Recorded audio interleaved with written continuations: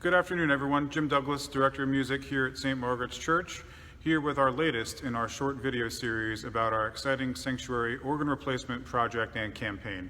Our first videos featured me discussing the wonderful organ webpage with everything you need to know about Opus 17 by Marshall Ogletree, and a second video by former Senior Warden Paul O'Donnell.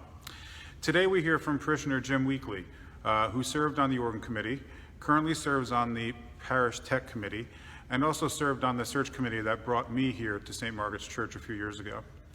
Jim's a trained organist himself and a tech wizard, so his perspective on the project and his insights are certainly invaluable. Enjoy his video.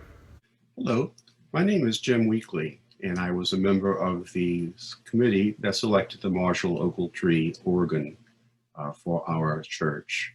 And I'd like to tell you a small story.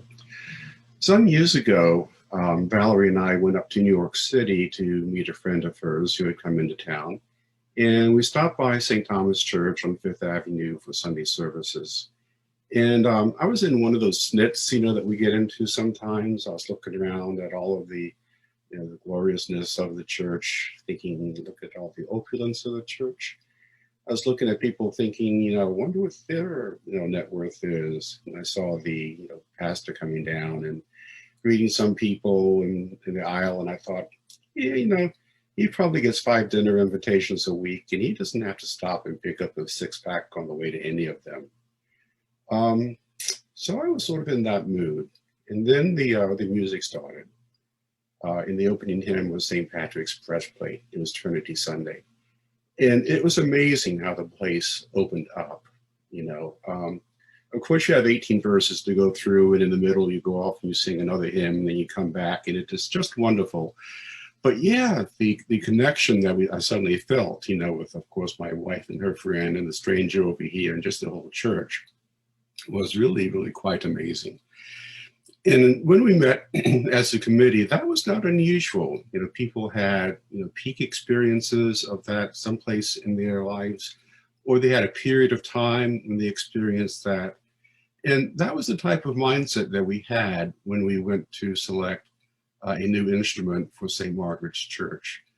We looked at pipe organs. They're wonderful. They're spectacular. We could shoehorn one into our building with humongous modifications.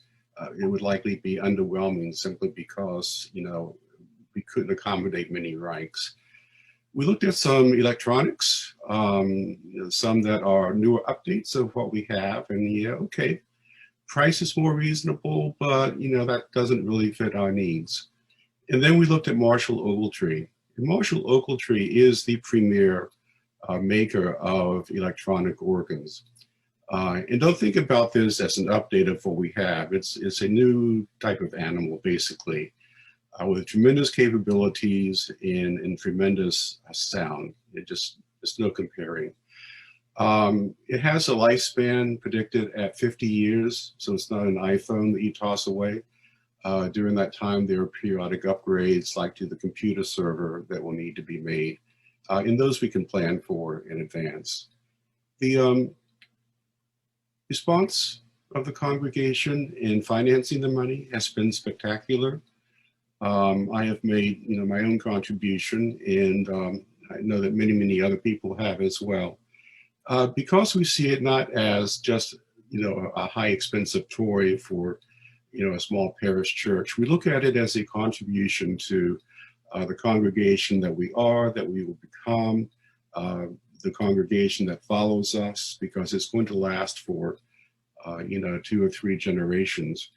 It's a contribution to the community for the talent that we can bring in, for the, music that we can provide, and for the worship that we can experience together.